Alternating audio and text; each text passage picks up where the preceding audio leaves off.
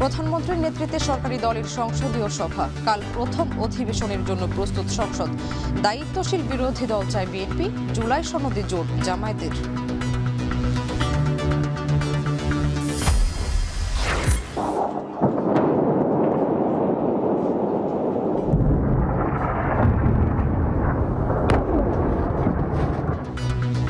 তেহরানে রাতভর হামলা, লেবাননে 4 ইরানি কূটনীতিক ও 1 মেয়রকে হত্যা ইসরায়েলের। 16টি মাইন স্থাপনকারী জাহাজ ধ্বংস করেছে যুক্তরাষ্ট্র। মধ্যপ্রাচ্যে পাল্টা আক্রমণ আইআরজিসির। আসাম থেকে পাইপলাইনে পার্বতীপুর ডিপোতে আসছে ডিজেল। সম্পন্ন হলে সরবরাহ শুরু। ফিলিং স্টেশনে তেল সংকটে ভোগান্তি, রাইড শেয়ারদের সীমা বাড়ানোই স্বস্তি।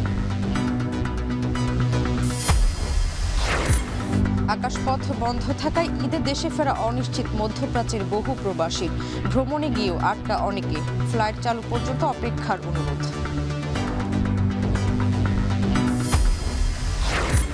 এবং চলতি বছরে হোম গ্রাউন্ডে ফিরল আন্তর্জাতিক ক্রিকেট। পাকিস্তানের বিপক্ষে 3 ম্যাচ ওয়ানডে সিরিজে প্রথমটিতে দুপুরে মাঠে নামছে বাংলাদেশ।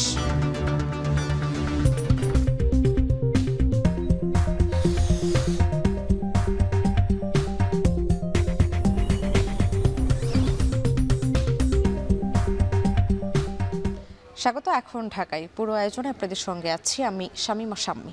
প্রধানমন্ত্রী তারেক রহমানের সভাপতিত্বে জাতীয় সংসদের সভাকক্ষে সরকারি দলের সংসদীয় সভা চলছে। বেলা 11টা থেকে এই সভা শুরু হয়।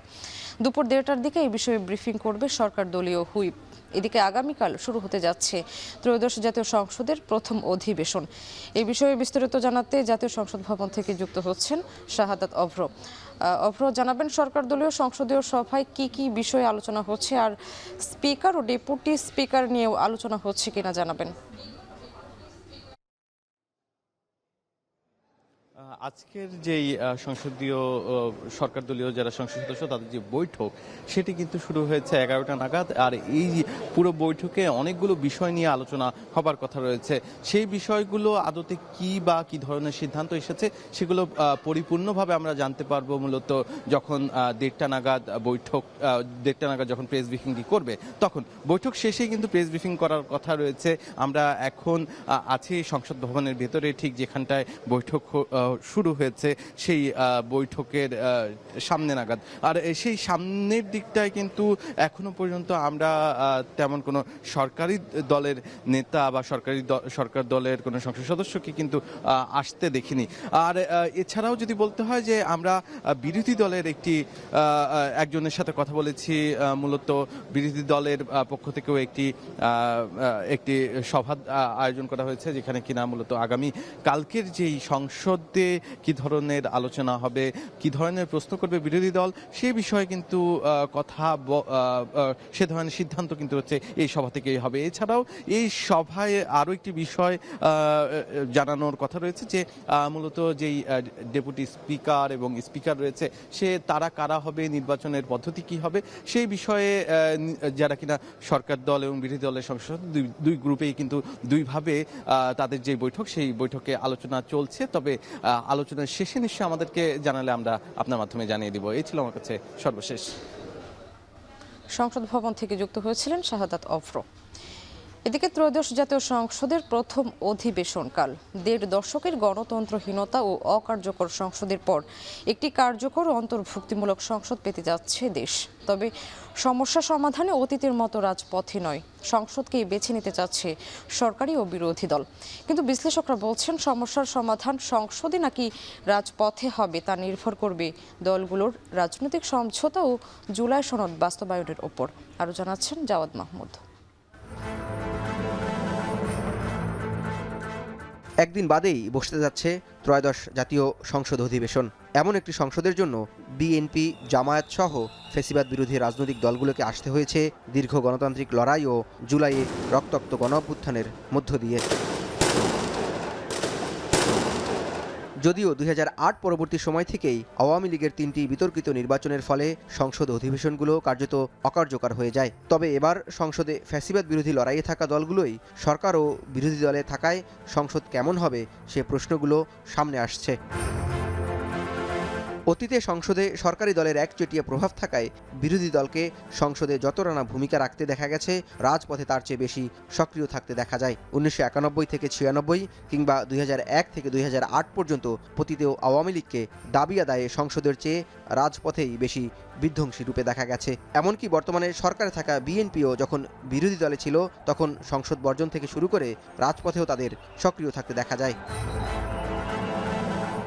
এবার বিরোধী দলে থাকা জামায়াত ইসলামী বলছে, পূর্বের মতো দাবি আদায়ে রাজপথে নয়, সংসদেই সংকট সমাধানের চেষ্টা করবে তারা। তবে আলোচিত জুলাই সনদের সমাধান যদি সংসদে না হয়, তাহলে রাজপথেই সমাধানের ইঙ্গিত দিচ্ছে দলটি। বিএনপি তো চাচ্ছে না, এটা ওটা বুঝে যাচ্ছে, ওই জন্য আপনার প্রেশার ক্রিয়েট করবো আমরা। রাজপথে তো স্বাভাবিকভাবে মিছিল মিটিং করা, জনমতকে গড়ে তোলা, জনসভা করা, সারা দেশ ব্যাপী জনগণকে সংগঠিত করা, তো ওগুলো তো হবেই। রাষ্ট্রের স্থিতিশীলতার স্বার্থে বিরোধী দল দায়িত্বশীল ভূমিকা পালন করবে বলে প্রত্যাশা বিএনপির। জুলাই সনদ বা সংবিধান সংস্কার পরিষদ নিয়ে জটিলতার যে শঙ্কা করা হচ্ছে, এ নিয়ে আলাপেই সংসদকে প্রাণবন্ত করবে বলে মনে করছে দলটি, এবং সকল সমস্যার সমাধান সংসদে সাংবিধানিকভাবেই হবে বলে মত বিএনপির। এই জটিল অবস্থাকে সহজ করার জন্যই হচ্ছে সংসদে সরকারি দল এবং বিরোধী দলের আলোচনা। যেহেতু জুলাই সনদটাকে আমরা মনে করি এইটা একটা এমন একটি সনদ যেটাকে যদি পার্লামেন্ট যদি অ্যাকসেপ্ট করে, পার্লামেন্ট যে অংশটুকু অ্যাকসেপ্ট করবে সংসদ সদস্যরা বসে, সেটাই হবে দিক নির্দেশনা সংবিধান মোতাবেক। তবে এ রাজনৈতিক বিশ্লেষক মনে করছেন, সংসদ কেমন হবে তা মূলত নির্ভর করবে দলগুলোর অভ্যন্তরীণ সমঝোতা এবং সরকারি দল জুলাই সনদে উল্লেখিত যেসব সুবিধা বিরোধী দলকে দেয়ার কথা সেগুলো দিচ্ছে কিনা তার উপর। অতীতের মতো এবারও বিরোধী দল রাজপথে নামবে কিনা তাও নির্ভর করবে সুবিধা দেয়ার উপর। বিভিন্ন সাংবিধানিক প্রতিষ্ঠান যেগুলোর কাজ হচ্ছে জবাবদিহিতা নিশ্চিত করা এক্সিকিউটিভে, এগুলোর যে প্রধান যে নিয়োগ করা হবে যে ব্যক্তিবর্গকে, সেই নিয়োগ প্রক্রিয়ায় বিরোধী দলের অংশগ্রহণ থাকবে কি থাকবে না। যদি আপনি এই অপরচুনিটিগুলো দেন, ইনসেন্টিভগুলো দেন বিরোধী দলকে, তাহলে আপনি বিরোধী দল সংসদে, যেটা বললেন আপনি যে সংসদ প্রাণবন্ত হবে। আর যদি প্রত্যেকটা জায়গা থেকে আপনি বিরোধী দলকে বাদ করে দেন, তাহলে তো বিরোধী দলের আসলে আর কোনো অপশন নেই রাস্তায় নেমে আন্দোলন করা ছাড়া।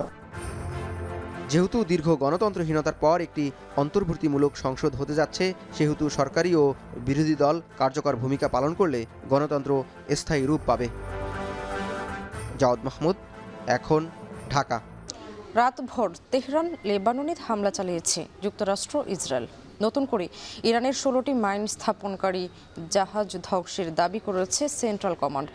বৈরুতেও হামলায় 4 ইরানি কূটনীতিক নিহতের দাবি ইসরায়েলের। জবাবে তেল আবিব, বাগদাদ ও কুয়েতের মার্কিন ঘাঁটি এবং সৌদির তেল ক্ষেত্রে হামলা চালিয়েছে ইরান। এদিকে ইরানের দাবি, চলমান সংঘাতে তেহরানের প্রায় 10,000 স্থাপনা ও 1300-র বেশি মানুষকে হত্যা করেছে যুক্তরাষ্ট্র ইসরায়েল।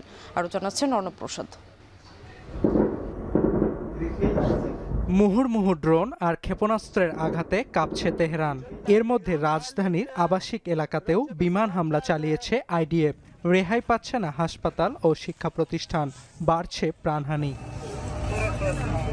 নতুন করে ইরানের মাইন স্থাপনকারী 16টি জাহাজ ধ্বংসের দাবি করেছে মার্কিন সেন্ট্রাল কমান্ড। এদিকে হরমুজ প্রণালীতে মাইন স্থাপন করলে ইরানে কঠোর আঘাত হানার হুঙ্কার ট্রাম্পের। তবে তেল পরিবহনের রুটটিতে যুক্তরাষ্ট্রের জাহাজ ভিড়লে পাল্টা আক্রমণের হুঁশিয়ারি আইআরজিসির। হিজবুল্লাহ নির্মূলে বৈরুত ও দক্ষিণ লেবাননেও হামলার মাত্রা বাড়িয়েছে তেল আবিব। বৈরুতে হোটেলে হামলা চালিয়ে 4 ইরানি কূটনীতিক ও দেশটির জৌয়া শহরের মেয়রকে হত্যার দাবি করেছে ইসরায়েল।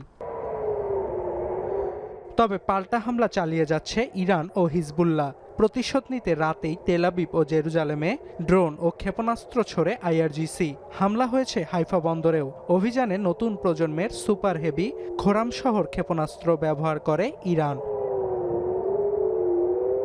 এছাড়া ইরাকের রাজধানী বাগদাদে মার্কিন দূতাবাসের লজিস্টিক্যাল সাপোর্ট ক্যাম্পে ড্রোন হামলার খবর পাওয়া গেছে। হামলা হয়েছে কুয়েতের মার্কিন ঘাঁটি ও সৌদির একটি তেলক্ষেত্রেও। নতুন করে ইরানের ছোড়া ব্যালিস্টিক ক্ষেপণাস্ত্র প্রতিহতের দাবি আমিরাতের। এদিকে মৃত্যুর গুঞ্জন কাটিয়ে ইরানি জনগণকে ইসলামী শাসনতন্ত্রের পতন ঘটাতে আহ্বান জানিয়েছেন বেনিয়ামিন নেতানিয়াহু। এছাড়া বিশেষ যুদ্ধ বাজেট প্রণয়নেরও ঘোষণা দিয়েছেন তিনি। তবে আন্দোলনকারীরা ইরানের শত্রু বলে বিবেচিত হবে বলে আগাম হুঁশিয়ারি দিয়েছেন ইরানের পুলিশ প্রধান। সব পক্ষকে আন্তর্জাতিক আইন মেনে চলতে ও বেসামরিক স্থাপনায় হামলা না চালানোর আহ্বান জানিয়েছেন জাতিসংঘ মহাসচিব। এদিকে ট্রাম্পের পর ইরানের প্রেসিডেন্ট মাসুদ পেজেশকিয়ানের সঙ্গে টেলিফোনে কথা বলেছেন ভ্লাদিমির পুতিন। এ সময় দ্রুত যুদ্ধ বন্ধ ও রাজনৈতিক উপায়ে সংকট সমাধানের আহ্বান জানান রুশ প্রেসিডেন্ট। চলমান সংঘাতে তেহরানের প্রায় 10,000 স্থাপনা ও হাজারের বেশি মানুষ প্রাণ হারিয়েছেন বলে দাবি করেছে ইরান। অর্ণব প্রসাদ, এখন বিশ্ব। যুদ্ধে জ্বালানি শিল্পে অস্থিরতা কমাতে আন্তর্জাতিক শক্তি সংস্থা তাদের মজুদ থেকে রেকর্ড পরিমাণ তেল বাজারে ছাড়ার প্রস্তাব দিয়েছে। হরমুজ প্রণালী কার্যত বন্ধ থাকায় সংস্থাটি এমন সিদ্ধান্ত নিয়েছে বলে জানিয়েছে ওয়াল স্ট্রিট জার্নাল। তবে হোয়াইট হাউস বলছে তেলের দাম বৃদ্ধি সাময়িক। এদিকে হরমুজ প্রণালী দিয়ে ইরানি তেলবাহী একটি ট্যাঙ্কারকে চলাচল করতে দেখা গেছে। বিস্তারিত জানাচ্ছেন তানভীর জন। যুদ্ধে ইরানের অন্যতম হাতিয়ার হয়ে উঠেছে হরমুজ প্রণালী। প্রায় 40 কিলোমিটার দীর্ঘ এই প্রণালীর নিয়ন্ত্রণ ইরানের হাতে। মধ্যপ্রাচ্য থেকে এক ফোঁটা তেলও এই প্রণালী দিয়ে রপ্তানি হতে দেবে না এমন হুঁশিয়ারি দিয়েছে ইসলামী বিপ্লবী গার্ড বাহিনী। অন্যদিকে ট্রাম্প বলেছেন, তেল সরবরাহ বন্ধের চেষ্টা করলে ধূলিসাৎ করে দেওয়া হবে ইরানকে। এর জেরে অস্থিরতা চলছে জ্বালানি তেলের বাজারে। এমন অবস্থায় তেলের দাম সহনীয় রাখতে আন্তর্জাতিক শক্তি সংস্থা আইইএ তাদের মজুদ থেকে রেকর্ড পরিমাণ তেল বাজারে ছাড়ার প্রস্তাব দিয়েছে। সংস্থাটির বরাত দিয়ে প্রতিবেদন প্রকাশ করেছে ওয়াল স্ট্রিট জার্নাল। 2022 সালে রাশিয়া ইউক্রেন যুদ্ধ শুরুর পর সংস্থাটি 182 মিলিয়ন ব্যারেল তেল বাজারে ছেড়েছিল। তবে এবার আরও অনেক বেশি পরিমাণে তেল বাজারে ছাড়ার খবর পাওয়া গেছে। এ বিষয়ে আইইএর সদস্য দেশগুলোর সাধারণ সভায় সিদ্ধান্ত নেওয়া হবে। তবে কোনো একটি দেশ আপত্তি জানালে সেই পরিকল্পনা বাতিল হতে পারে। পরিস্থিতি মূল্যায়ন করে আইইএকে পদক্ষেপ নেওয়ার আহ্বান জানিয়েছেন G7 জোটের মন্ত্রীরা। বিশ্বের শীর্ষ তেল রপ্তানিকারক সৌদি আরবের রাষ্ট্রীয় সংস্থা আরবকোর আশঙ্কা, চলমান উত্তেজনায় জাহাজ চলাচলে ব্যাঘাত ঘটলে বৈশ্বিক তেলের বাজারের জন্য তা বিপর্যয় ডেকে আনবে। এদিকে মঙ্গলবার 2 মিলিয়ন ব্যারেল তেল বহনকারী ইরানের একটি সুপার ট্যাঙ্কার হরমুজ প্রণালী পাড়ি দিয়েছে। জাহাজ ট্রেকারের তথ্য থেকে জানা যায়, গায়ানার পতাকাবাহী জাহাজটি মার্কিন নিষেধাজ্ঞার তালিকায় ছিল। যুদ্ধের মধ্যেও গেল 12 দিনে 1,10,00,000 ব্যারেল জ্বালানি তেল হরমুজ প্রণালী দিয়ে সরবরাহ করেছে ইরান। এছাড়া এই রুট পার করেছে তেল ও গ্যাসের অন্তত 5টি ইরানি জাহাজ। জ্বালানি তেলের দাম বৃদ্ধি যুক্তরাষ্ট্রে একটি বড় রাজনৈতিক ইস্যু হয়ে দাঁড়িয়েছে। সাম্প্রতিক এক জরিপে দেখা যায়, তেলের দাম আরও বাড়ার আশঙ্কা করছেন 67% আমেরিকান। তবে হোয়াইট হাউস বলছে, যুদ্ধের লক্ষ্য অর্জিত হলে তেল ও গ্যাসের দাম দ্রুত হ্রাস পাবে। এ বিষয়ে মার্কিন জনগণকে আশ্বস্ত করেন প্রেস সেক্রেটারি ক্যারোলিন লেভিট। তেলের বাজার স্বাভাবিক রাখতে যুক্তরাষ্ট্র ইউরোপ সম্ভাব্য যে কোনো পদক্ষেপ নিতে রাজি। এদিকে তেলের দাম কিছুটা কমায় স্বস্তি ফিরেছে এশিয়ার শেয়ার বাজারে। টোকিও, দক্ষিণ কোরিয়া, তাইপে, হংকংয়ের শেয়ার বাজারের সব সূচকই ছিল ঊর্ধ্বমুখী। তানভীর জনি, এখন বিশ্ব। মধ্যপ্রাচ্য সংকটে কুয়েতের সঙ্গে আকাশপথ বন্ধে ঈদের ছুটিতে ফেরা এখনও অনিশ্চিত বহু প্রবাসীর। কয়েক মাস আগে টিকিট কেটেও ফ্লাইট বাতিলের কারণে বিপাকে পড়েছেন তারা।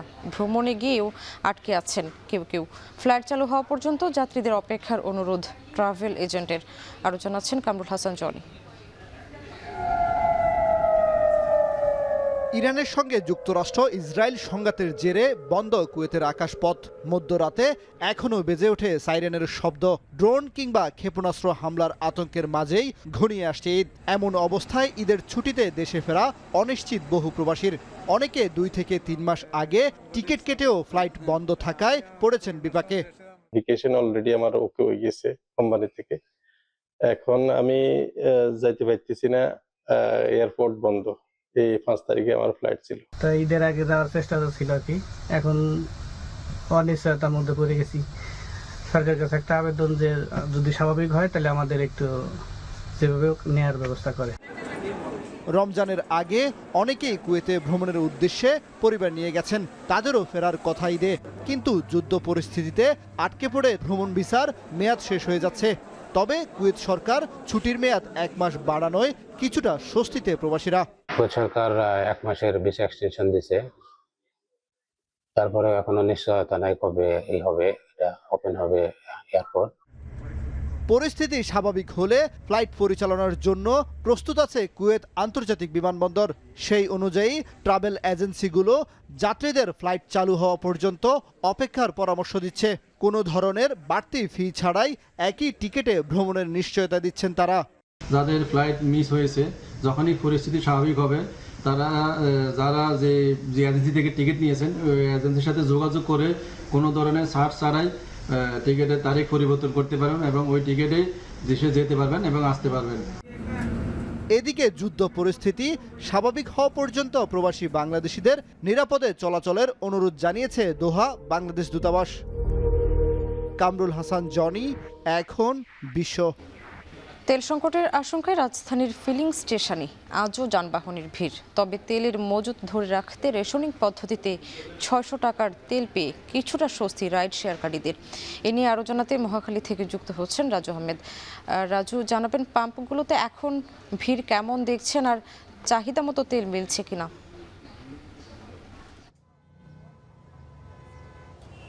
আমি প্রথমে জানিয়ে রাখতে চাই যে সময় যত বাড়ছে, মূলত বেলা বাড়ার সঙ্গে সঙ্গে ফিলিং স্টেশনগুলোতে যানবাহনের চাপও বাড়ছে এবং সেই সঙ্গে অভিযোগও বাড়ছে। আমরা বেশ কয়েকজন চালকের সঙ্গে কথা বলেছি এবং বিভিন্ন ফিলিং স্টেশন ঘুরেছি, একাধিক ফিলিং স্টেশন বন্ধ পেয়েছি এবং নতুন করে যে অভিযোগটি মূলত পাচ্ছি, গতকাল রেশনিং পদ্ধতির যে পরিমাণ বাড়ানো হয়েছে, অর্থাৎ 5 লিটার এবং টাকার অঙ্কে যদি বলতে চাই যে 600 টাকার তেল দেওয়ার কথা থাকলেও কিছু কিছু পাম্পে সেই পরিমাণ তেল না পাওয়ার অভিযোগ করছেন চালকরা। বিশেষ করে যদি বলতে চাই যে মহাখালীর এই দিক থেকে, বিশেষ করে মহাখালী তেজগাঁও অঞ্চলে যে ফিলিং স্টেশনগুলো আছে এগুলোর বেশিরভাগই বন্ধ এবং গুটি দু একটি খোলা থাকলেও এগুলোতে পর্যাপ্ত তেল দেওয়া হচ্ছে না বলে কিন্তু অভিযোগ করছেন চালকরা। আর সেই সঙ্গে যদি জানিয়ে রাখতে চাই, যেহেতু একাধিক পাম্প বন্ধ, যেগুলো ফিলিং স্টেশন খোলা রয়েছে সেগুলোতে চাপ বাড়ছে, অর্থাৎ দীর্ঘ লাইন হচ্ছে। গত কয়েকদিন আমরা যে ধরনের দীর্ঘ লাইন দেখেছি সেই লাইন কিন্তু আজকেও দেখছি, যদিও আজকে কিছুটা লাইন কমার কথা ছিল এবং পরিস্থিতি কিছুটা স্বাভাবিক হওয়ার কথা থাকলেও সেটি কিন্তু নেই। আমরা ফিলিং স্টেশনের দায়িত্বরতদের সঙ্গে কথা বলেছি, তারা যেমনটি বলছেন যে ডিপো থেকে তাদের বরাদ্দ কম দেওয়ার ফলে মূলত তারা পর্যাপ্ত তেল দিতে পারছে না, এই অভিযোগটি করছেন। যদিও সরকারের পক্ষ থেকে বলা হচ্ছে তেলের কোনো সংকট নেই, তবে মাঠ পর্যায়ে চিত্র কিছুটা ভিন্ন। সাম্মি, এই ছিল আমার কাছে এখন পর্যন্ত তেল সংকটের সর্বশেষ। মহাখালী থেকে যুক্ত হয়েছিলেন রাজু আহমেদ। দিনাজপুরের পার্বতীপুর ডিপোতে ভারত বাংলাদেশ ফ্রেন্ডশিপ পাইপলাইনের মাধ্যমে সরাসরি আসাম থেকে আসছে ডিজেল। সম্পন্ন হলেই ট্যাঙ্কারের মাধ্যমে সরবরাহ শুরু হবে জ্বালানি। এ নিয়ে আরও জানাতে পার্বতীপুর ডিপো থেকে যুক্ত হচ্ছেন কঙ্কন কর্মকার। কঙ্কন, জানাবেন নুমালীগড় রিফাইনারি থেকে কি পরিমাণ ডিজেল আসছে আর সবশেষ কি তথ্য রয়েছে আপনার কাছে?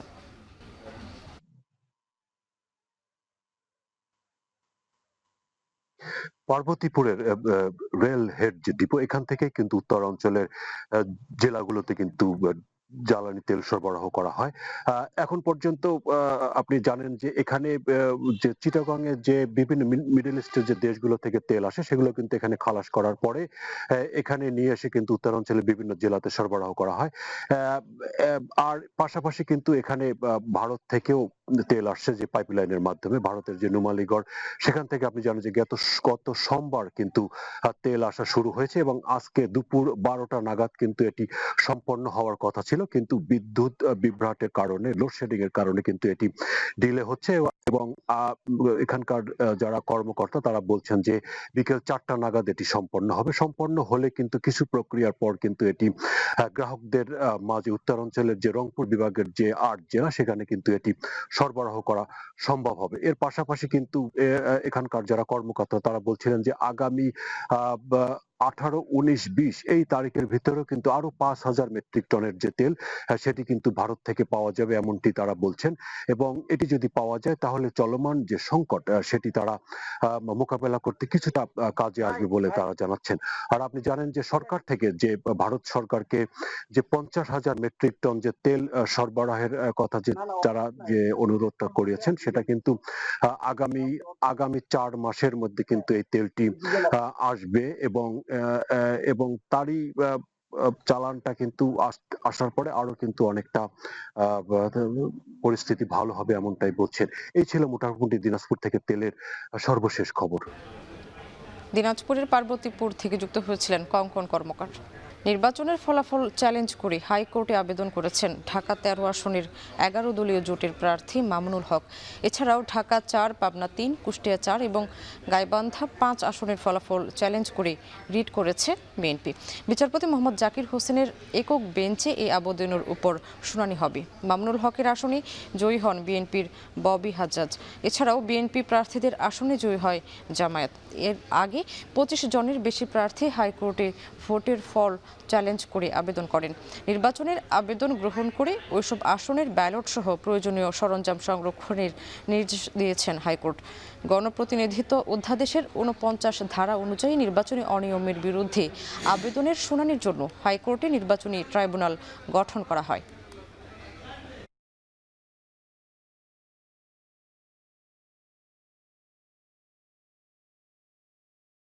জলদস্যু দমনের পাশাপাশি জ্বালানি তেল ও নিত্যপণ্যের পাচার ঠেকাতে সাগরে চিরুনি অভিযান চালাচ্ছে কোস্টগার্ড। সোনাদিয়া চ্যানেল থেকে নিয়ে জানাতে যুক্ত হচ্ছেন মনতোষ বেদজ্ঞ। মনতোষ, জানাবেন অভিযানে এখন পর্যন্ত কোনো অপরাধী বা চোরাচালানিকে আটক করা হয়েছে কিনা?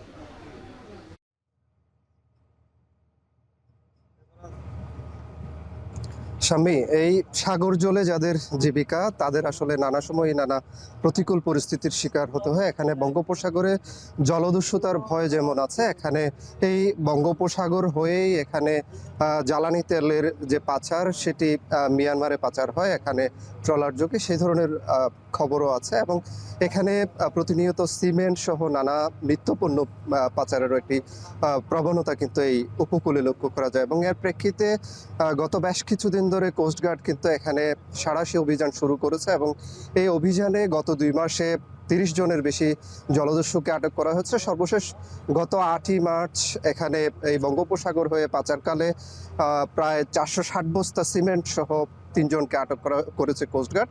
একইভাবে এর আগের দিনও আসলে 10 জন পাচারকারীকে আটক করা হয়েছে 600 বস্তা সিমেন্ট সহ। এবং বর্তমানের বৈশ্বিক যে পরিস্থিতি, অর্থাৎ মধ্যপ্রাচ্যের যে যুদ্ধ পরিস্থিতি, সেই যুদ্ধ পরিস্থিতির কারণে তেলের বাজারে, জ্বালানি তেলের বাজারে একটি অস্থিরতা কিন্তু বিরাজ করছে। এই অস্থিরতাকে ঘিরে কক্সবাজার অঞ্চলে কিংবা বান্দরবান অঞ্চলে যারা চোরা কারবারি রয়েছেন, যারা জ্বালানি তেল পাচারে নিয়োজিত থাকেন, তারা যাতে কোনোভাবে এই সমুদ্রপথ ব্যবহার করে আবারও পাচার কাজে লিপ্ত হতে না পারেন, সেজন্য কিন্তু এই কোস্টগার্ডের অভিযানটি চলছে। এবং সকাল থেকে তাদের বিভিন্ন ট্রলারে আসলে তল্লাশি করা হচ্ছে।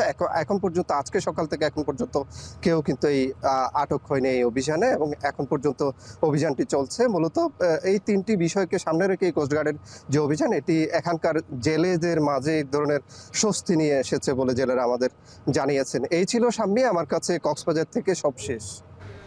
কক্সবাজার থেকে যুক্ত হয়েছিলেন মনতোষ বেদজ্ঞ। ঈদে পোশাকের পাশাপাশি নারীদের চাহিদায় থাকে প্রসাধনী সামগ্রী। সেটিকে মাথায় রেখে নানা ধরনের পণ্যের পসরা নিয়ে বসেছেন দোকানিরা। তবে গুণগত মান উন্নত করা গেলে দেশীয় পণ্যের চাহিদা বাড়বে বলে মত তাদের। বিস্তারিত জানাচ্ছেন রাজীব হোসেন। ঈদকে ঘিরে জমে উঠতে শুরু করেছে প্রসাধনী সামগ্রীর বাজার। রূপচর্চা ও নিজেকে আকর্ষণীয় রাখতে দোকান ঘুরে ঘুরে প্রসাধনী সামগ্রী কিনছেন ক্রেতারা। রাজধানীর মিরপুর, মোহাম্মদপুর ও পান্থপথ এলাকার শপিং মলগুলো ঘুরে দেখা যায় ভিড় বাড়ছে প্রসাধনী সামগ্রীর দোকানগুলোতে। এবার বিদেশি পণ্যের সাথে পাল্লা দিয়ে বেড়েছে দেশীয় পণ্যের চাহিদা। দেশীয় পণ্যের মধ্যে মমতাজ হার্বালের মেহেদি ও ফেস ওয়াশ সহ বেশ কিছু পণ্যের চাহিদা রয়েছে বেশ। যেহেতু ঈদ সামনে, ড্রেসের সাথে ম্যাচ করে কালার কসমেটিক্স, ড্রেস, জুতা সবকিছু নেওয়া হচ্ছে। ফেয়ার লাভলি কিনলাম, মমতাজ ফোন কিনলাম, তারপর হচ্ছে কিনলাম ফেস ওয়াশ কিনলাম। দেশি বিদেশি দুইটা কেনা পড়ছে, সব মিলিয়ে দেখা গেছে দেশি প্রোডাক্টই বেশি কেনা হয়েছে। ব্যবসায়ীরা জানান দামে কম হওয়ায় দেশীয় প্রসাধনী সংগ্রহ করছেন ক্রেতারা। পাশাপাশি বিদেশি পণ্যের তুলনায় দেশীয় পণ্যের মানও বাড়ছে।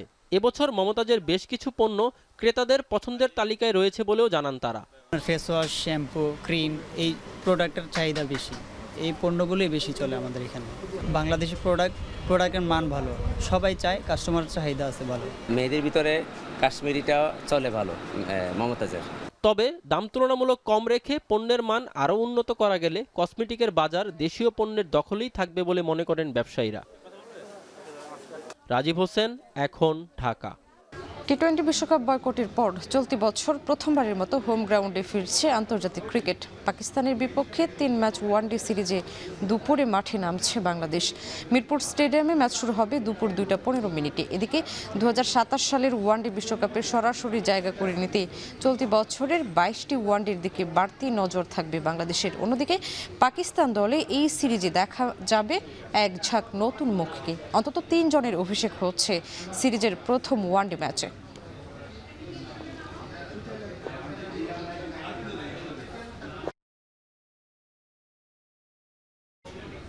এই ছিল এখন ঢাকায়। এখন টেলিভিশন ওয়েবসাইটে দেখতে ভিজিট করুন এখন.tv। এছাড়া ফেসবুকে দেখুন facebook.com/tv.এখন এবং ইউটিউবে এখন টেলিভিশন দেখতে ভিজিট করুন youtube.com/c/echontv।